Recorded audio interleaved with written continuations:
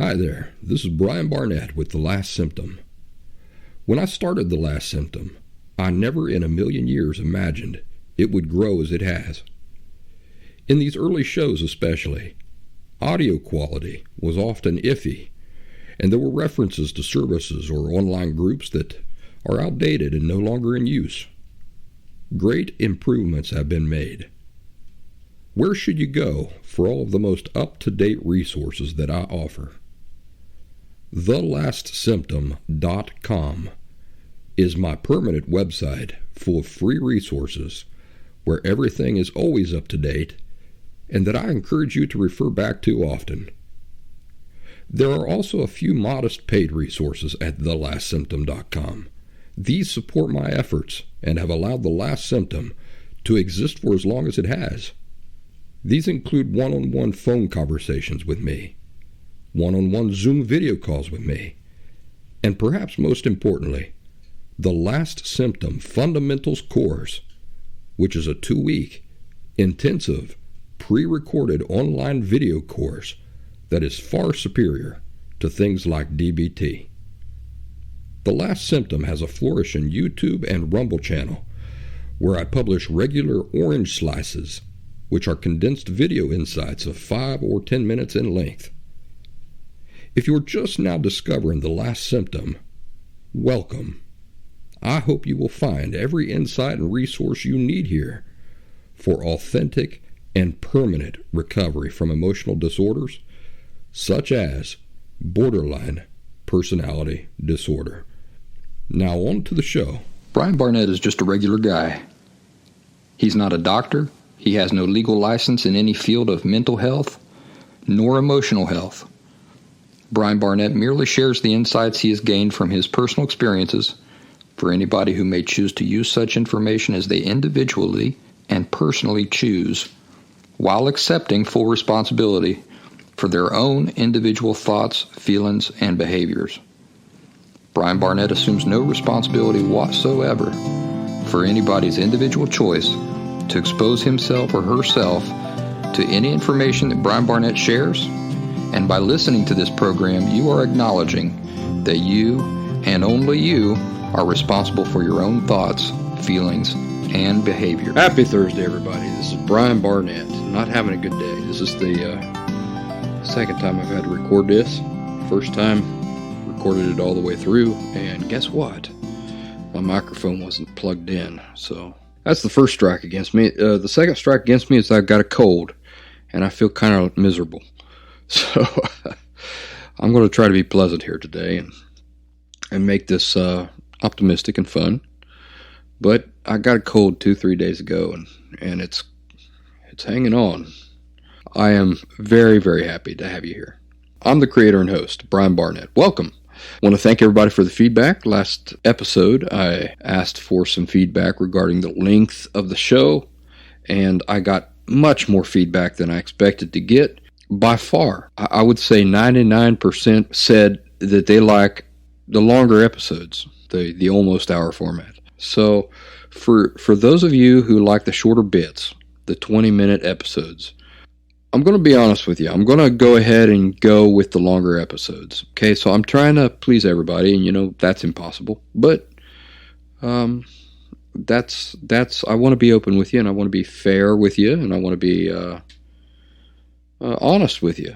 That obviously I kind of got to go with what the majority prefers. For you individually, I want you to know that your voices carry a lot of weight with me. So I'm going to see what I can do. Stick with me. We'll figure it out. All right. How's your week been going? My week, as you know, I've got a cold. I feel kind of miserable. I'm sitting here drinking a hot toddy without the tea, which is my running gag, So I'm sitting here sipping some Mr. Hooch to try to kind of smooth my throat out and get me through this. So forgive me if I break out into song and dance or anything like that. Have you had any great epiphanies or wonderful revelations this week? Which particular aspect of emotional health has been your focus? Have you been able to look at yourself with compassion and patience, while at the same time holding yourself to solid, reasonable expectations? It's all context, you know. If you can see the context, this teeter-totter balance will be much easier. When to be appropriately hard on yourself in terms of guilt, and when to cut yourself some slack in terms of compassion and patience. Now let me ask you this. After you've failed to be perfect, after you have failed to be perfect, I worded that way on purpose. When you're going about things and you make a mistake, or you fall short of what you wish you could be, recognize it as that. I failed to be perfect. So after you've failed to be perfect, have you quickly tested to see if what you were feeling was shame or guilt? And if it was shame, did you then quickly reject the shame? Or maybe shift your perspective so that the shame could be converted into guilt? Or better yet, did you consider everything in the proper context and come to the conclusion that neither shame nor guilt was appropriate, given the circumstances? Remember that perfection is unattainable. It's unattainable. No matter what, you're never going to always treat others perfectly. You're never going to always say the right thing. You're never going to always perfectly resist your imperfections and do the right thing. You're never going to always react appropriately. So sometimes neither guilt nor shame is constructive. Sometimes, not always, but sometimes, it's appropriate to put an arm around yourself and say, you know what, buddy? That was just normal human imperfection at work there. It's okay. In the past, we've discussed the differences between ability and capacity. You see, it's reasonable to expect anything of ourselves that we are unable to do. Now, maybe you think I made a mistake there in the way I worded that, but I didn't. I'm going to say it again. It is reasonable to expect anything of ourselves that we are unable to do. Why? Well, because being unable to do something doesn't mean that we're incapable of doing it. Aha. Now it's starting to make sense, isn't it? A new puppy is unable to refrain from peeing on your carpet. He's unable to do that. But he's capable of refraining from peeing on your carpet. And that's why our expectations for house training are not unreasonable. So, anytime you fail to be perfect and you start to beat yourself up, ask yourself this: am I being reasonable with myself? Or am I holding myself to unreasonable expectations? Am I expecting something of myself that I am not just unable to do, but incapable of doing? Listen, perfection is something that you are legitimately incapable of achieving at any time, okay? So never forget this enormously important detail when you're trying to put your efforts and failures into their proper context. The reality is that you are somebody who is making great efforts to escape emotional unhealth. Now, many people will never have to do anything like this. And it's also not something that many people could ever possibly understand the real nature of. So, many people, that is emotionally healthy people, do not have your struggle. And guess what? Guess what? They're failing to be perfect in everything they do as well. They're failing as often as you do, while not having to deal with the struggle you're dealing with. Do you see that? You're dealing with a ton more than they are, and they're still failing. They are still failing to be perfect. So many people, emotionally healthy people, don't have your struggle. They're failing to do everything perfectly, just like you, and they're not dealing with the same struggle you're dealing with. Now, granted, their failures are probably not as obnoxious. They're probably not quite as obnoxious or as frequent in scope as your failures, but that's beside the point. The point is that nobody is perfect. As human beings, we are incapable, not just unable, but we're incapable of doing things exactly right. So remember that, and recognize that your positive efforts are a legitimate reason to be patient, and unusually patient and forgiving with yourself as frequently as is appropriately possible. Now, this is the big 40th episode of The Last Symptom. I can't believe it. A year is only 52 weeks. So, we've come a long way, haven't we? My week has been good, despite this cold and this miserable state that I'm in. If I could breathe, it'd be a lot better. But I started lifting weights with a friend of mine this week. And I had been trying to talk him into joining a local gym with me for the past month. And we went back and forth on that until finally he said, hey, why don't we just put together a gym here in one of my outside buildings, and we can lift for free.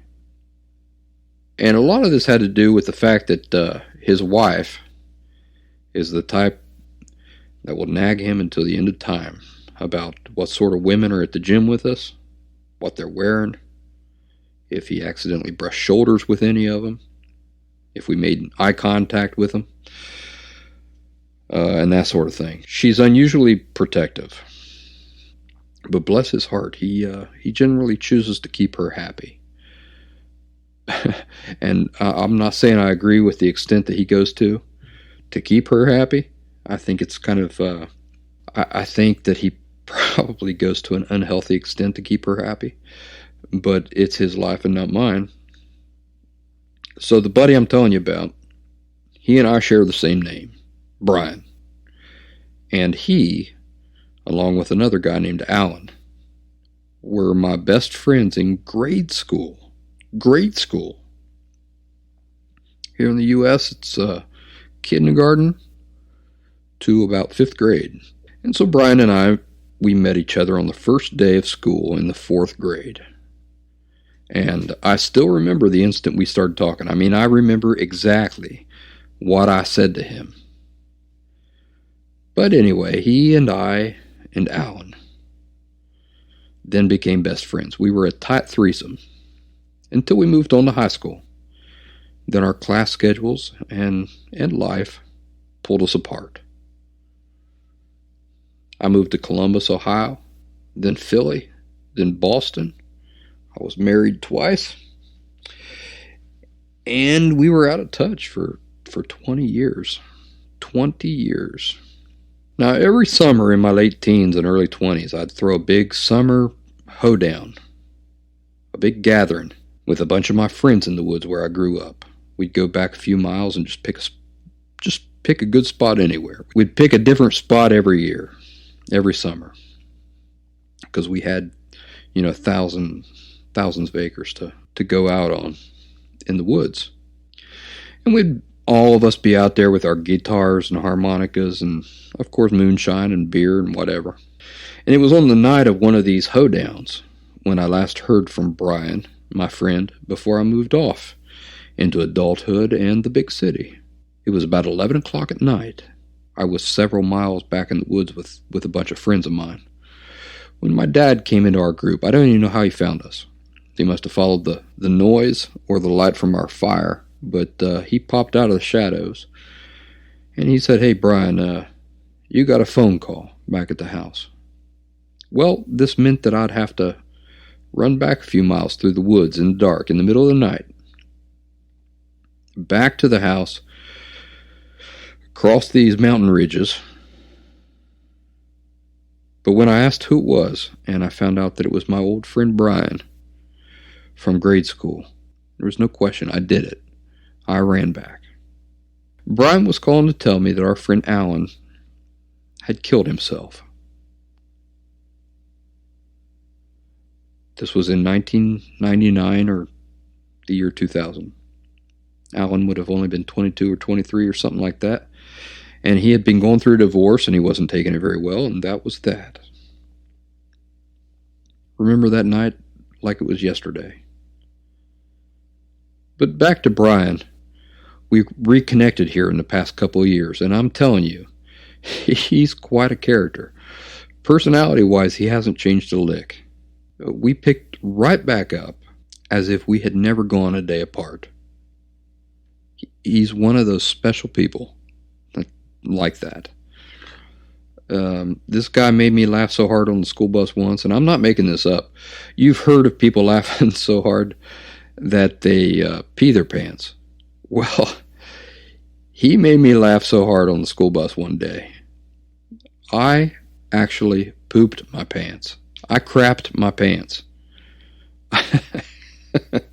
I full out pooped my pants from laughing so hard. And that was a big deal. That was a rough day. The point of the story is that he's still the same guy. He's just always jolly and positive. I mean, I've never met anybody like him. He's suffered tragedies in his life, and he has not changed. It has not affected who he is. It amazes me. I really value my friendship with him. Whenever we spend time together, I always leave feeling positive. I always leave thinking, how can I imitate his mentality, his point of view, to be so positive, always in the face of real life. So Brian lives far out in the country and around some Amish farms on a nice spread. And he has several work garages or buildings. And he told me to start coming out 3 times a week, and that's what I've been doing. He's outfitted one of these buildings with a bunch of free weights and various workout machines, a pool table, a bar. I don't drink when I'm working out, but it's there just in case. And we're working out there together now, 3 times a week. So that's my story for this week, and a little glimpse into my life. My body today is really feeling some of the strain I've been putting it under.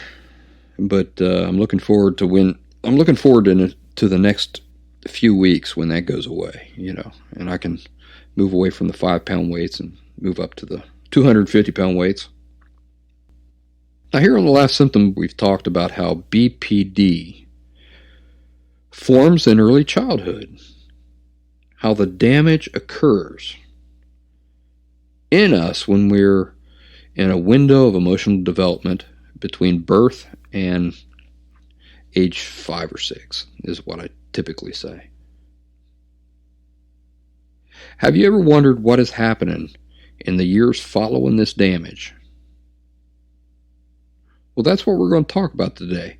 If the damage happens when we're so young, what is happening inside of us in the years that follow? Well, once the brief window of psychological development where we as children form and cement our fundamental beliefs, that belief is filed away. It's done. The damage is done. The damage has already occurred. You'll see children at like 3 or 4, and I do, because I know what I'm looking for. But I'll talk to them, and I can see that they are hiding. They're holding back so much of themselves. Why are they doing that? What has happened to a 3-year-old when you talk to them and say, hey, let me see you, and they hide within themselves, what has happened to that child? Children aren't born that way. That child has learned that for self-preservation, for self-protection, he or she must hide parts of herself or himself. God, that makes me sad. That makes me so sad every time I come across it. Because, there's nothing I can do about it. It's not my child. Society doesn't recognize that as a form of genuine abuse, but it is. Anytime you come across a child who is hiding himself or herself within himself or herself, that child has been abused, emotionally abused. Now, if you want to know how true this statement is, that this damage can occur so early, that these beliefs can be adopted so early. My daughter's 3 years old. She's 3, and I could not convince her that sugar is something distasteful, no matter how long I sat and reasoned with her. Her repeated and consistent, direct experience with it has already convinced her down to her bones, down to her toes, that the opposite is true. She's not going to listen to me. She already knows the truth. So these children in these abusive, these emotionally harmful families, they're not going to listen to you. You're not going to convince them that their feelings matter, that they have inherent worth. You're not going to convince them, because their consistent, direct experience has already convinced them otherwise. That is very sad. Now, I often say that this window lasts between birth and 5 or 6, but in reality, it's more likely between birth and 2 or 3. Also, it's not as if one event causes the formation of the distorted core beliefs, or that children arrive at these fundamental certainties in a single day. They're the result of consistent and ongoing direct experience with their caregivers. The very nature of these parents is subtly harmful. Their attitudes are harmful.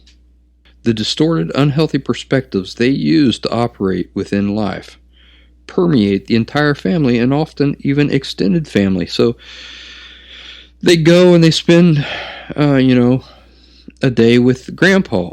Well, grandpa's living on the same thing.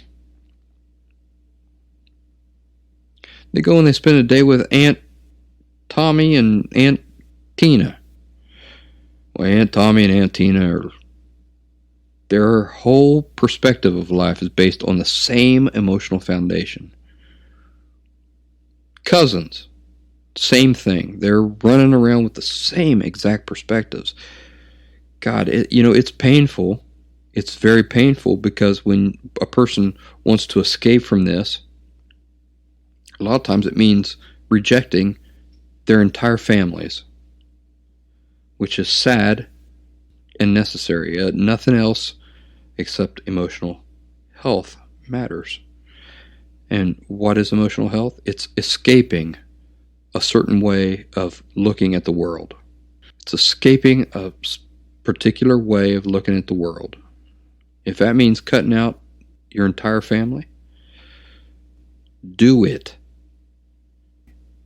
No family is worth continuing this cancer if you can escape from it.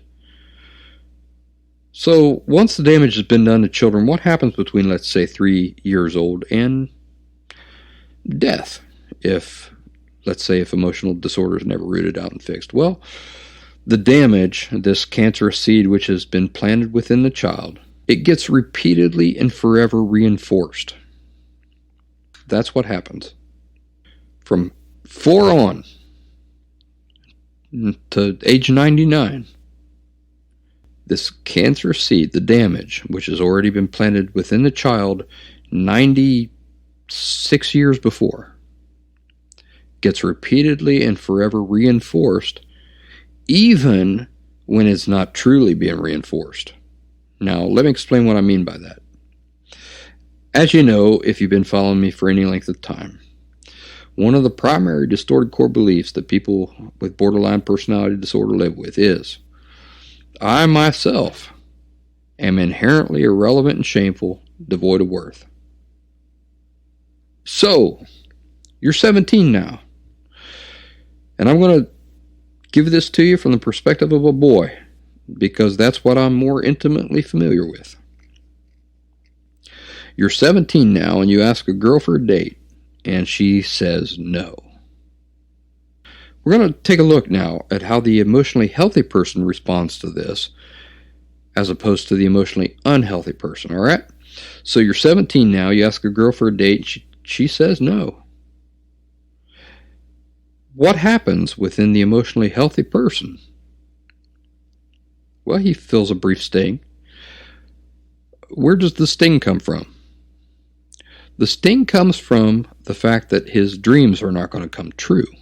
Oh, man, it hurts. She turned me down. But why is he feeling that way? Is he feeling that way because he's a piece of shit?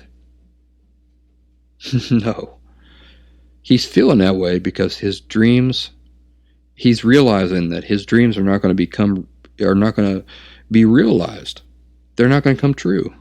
He doesn't question his personal inherent value as a human being over it. He understands that there are a billion factors for a girl to turn down a date request. And the very least of these possibilities, something that never even occurs to him. Think about this. Can you imagine this boy? He's 17 years old. He's asked a girl on a date. He's emotionally healthy.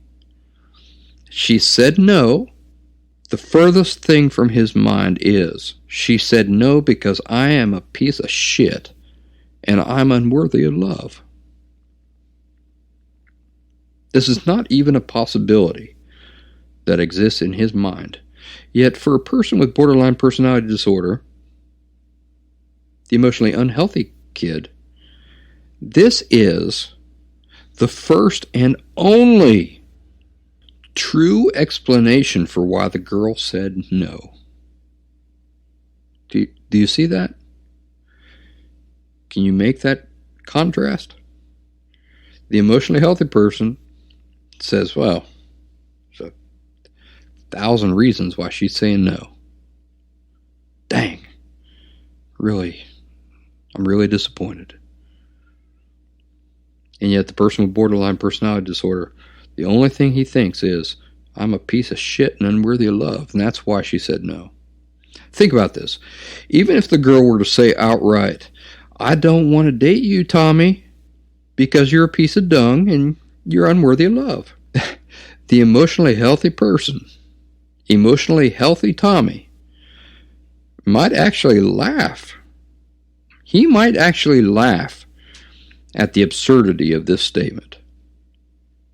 Never would emotionally healthy Tommy accept her opinion as reality. Instead, he sees it for what it is. An extreme opinion, and a crazy opinion at that. You know, opinions are simple to reject. When we perceive that something is just an opinion, it's easy for us to reject that. So let's say I'm talking to my neighbor next door, and he says, hey, I want to share an opinion with you. And I say, all right, go for it. And he says, well, the way I figure it, the Japanese built the Egyptian pyramids. And they did it by using robots. Well, I can look at him and I can keep a straight face out of respect for him, and I can listen to his opinion, and I can be polite about it. Okay, well, interesting opinion you've got there. What is going on inside of me? This guy's nuts. This guy's nuts. I don't even know if it's worth my time to try to explain to him why that can't be true. You see what just happened there? He expressed an opinion, and internally I rejected it. I might have been polite, but internally I rejected it. He's crazy. I don't know how he come to this conclusion, but it's just nuts. But what happens with a person with borderline personality disorder is that when something as nutty as this happens, it's just confirmation of what they already believe. Now, the person with borderline personality disorder, here's an important thing. He or she does not even need the girl to come out and specifically say such things in order to believe that the message is there. But what's more is that he accepts the imaginary message of this rejection. Two things are happening here. First of all, the message in the rejection is not there, but he's hearing it anyway. Secondly, the message that he imagines is there, but is not there, he is accepting as not simply one person's opinion, but as confirmation of fact. The person with borderline personality disorder has already lived his entire life, 17 years, believing that he is a piece of shit, devoid of worth.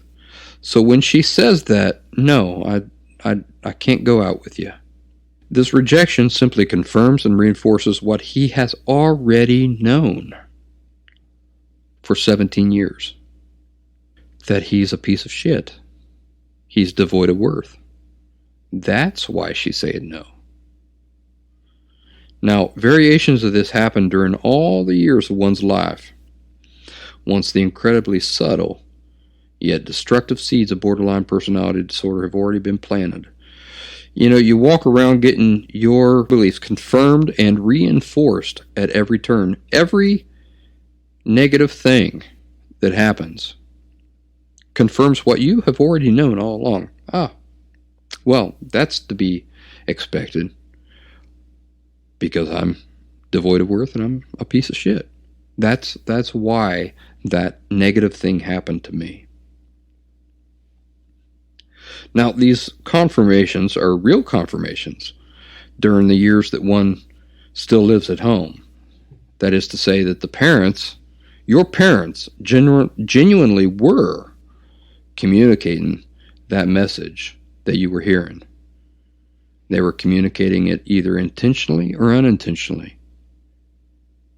Whether it was intentional or unintentional, that's irrelevant.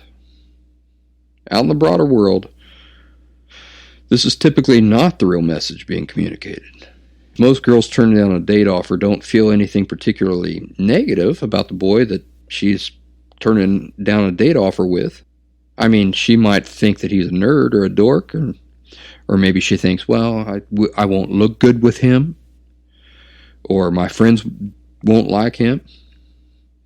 But she's not thinking that you're a waste of skin and air. She's not thinking that.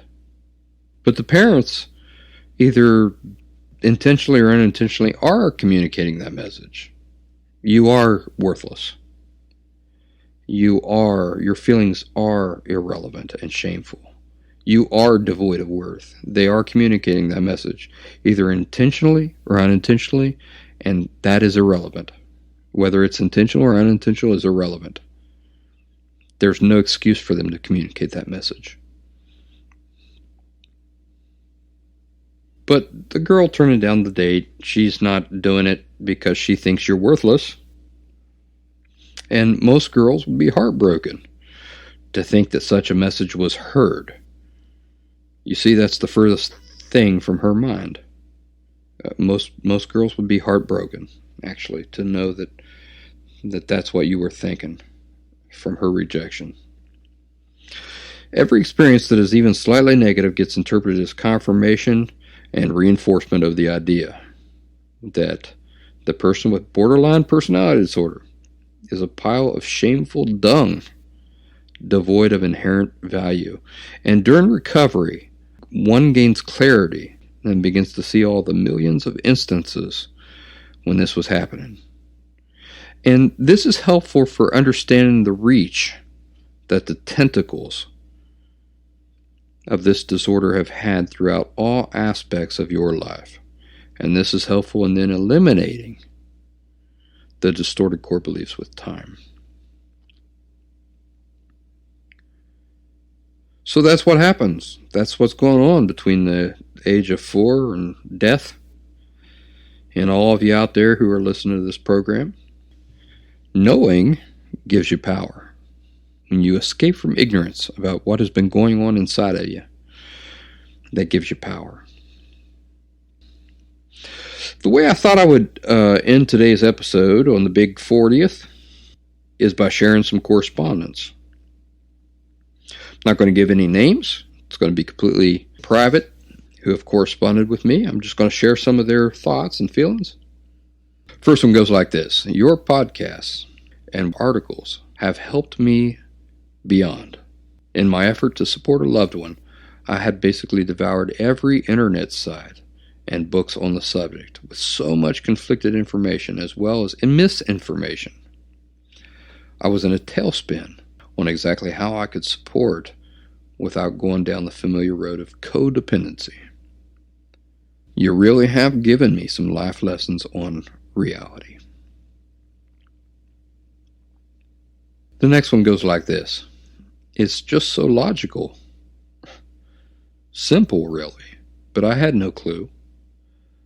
I know that I have years to my recovery. I will recover. But right now, I can actually see these feelings and therefore stop them, analyze them, and act in a better way, or not act at all. It's really cool. It's like I'm in my mind for the first time, slowly taking over the autopilot. The next one goes like this. Your podcasts and articles truly are a godsend, and I am currently working through the process of analyzing my personal history through the lens of understanding the nature of my distorted core beliefs as you laid out.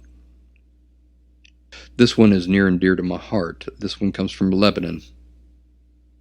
The person says, I just want to say that one of the most amazing things that has happened since listening to all the podcasts 2 or 3 times and at least one podcast a day for the past 3 weeks and reading things on this group every day, that is my Facebook education group, is that I feel like I am suddenly natural. I feel like when I talk to people, I am actually being myself for once. It used to be exhausting to talk to anyone. Now, I'm just me. I just am. I just talk instead of thinking about what I'm saying and what the other person is saying and what everyone means or doesn't mean. And I really don't overthink like I used to. I'm so much calmer inside. It really feels very surreal. And this is from the same writer. And I want to share this because I thought this was very insightful. And I agree with it. We lose a lot of members in our group because they come to something they disagree with and they just go. But here's what she says, and I would agree with her. Literally everything he says is actually spot on. If you miss it the first time or second time, if you keep listening and reading, you'll realize that every single thing is perfectly described for each and every one of us, no matter who we are or where we are from, to really get it. I can't believe how lucky I am to have found this podcast. And this one comes from California. In just under a week, I have literally flipped my life around. I was wondering what kept making me fall into cycles of feeling good to bad, and it really was that distorted belief to be ashamed of my feelings. Now I've been living my past few days with no regrets. I have went through physical, emotional, verbal abuse, but I don't consider myself a victim of it, but instead of conqueror of it. There's no longer a voice of anxiety or depression in my head, as I'm confident about who I am and love myself internally and externally. Never had this feeling in my life until now. I'm so thankful to you, Brian, and all of you courageous souls. It does get better. This one from the UK says, this page, that is my education group, has influenced and changed my life more than you know. Another one from the United Kingdom says, thank you so much, Brian Barnett. I have lived knowingly with borderline personality disorder since 2013, diagnosed in May 2018. Previously, I believed it to be depression and anxiety, which I would be living with for the rest of my life. I'm now on my second listening of your podcast 1 to 37. You've given me more hope for a full recovery than any person or technique. Thank you, thank you, thank you. Here's another one from the UK, which is, touches me very, very much.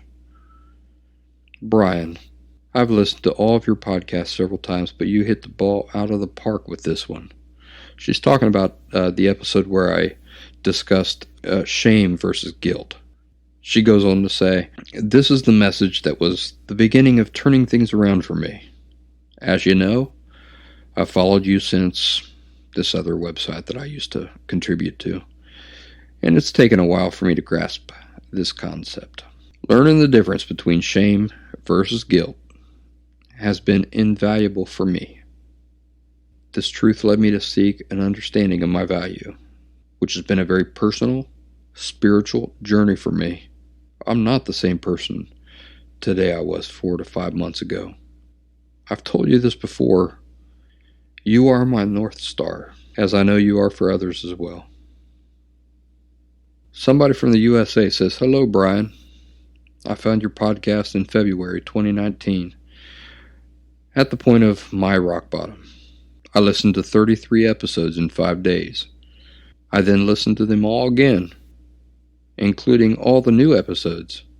I now find myself excited for Thursday afternoons at the gym with your podcast. You saved me. Regarding your question about the perfect amount of time for your podcast, my answer is for you to take as much time as you want. I'll keep listening. Thank you for saving my marriage, my relationship with my kids, and my life. My turnaround is nothing short of miraculous. 51 years with BPD, and you have broken the shield in 5 days. Plenty of work left, but I am on my way to full recovery. Well, I hope that this evening you're enjoying listening to this podcast and that it helps you knock out those bench presses. I'm going to close with this one. This is the most recent one I got within the last 2 days. Hi, Brian. Wanted to let you know that I love each and every show. They all help me a great deal, whether I realize it at the time of listening, sometime after, maybe even some yet to be determined time. Your shows are quite honestly the only connection I have outside my own self and my own family.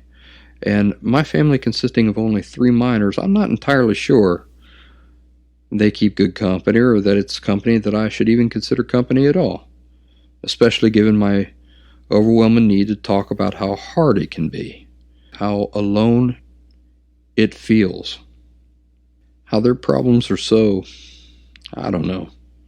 trivial compared to the yet to be realized issues I may have caused in their lives. Of course, I try my best, as everyone claims to do.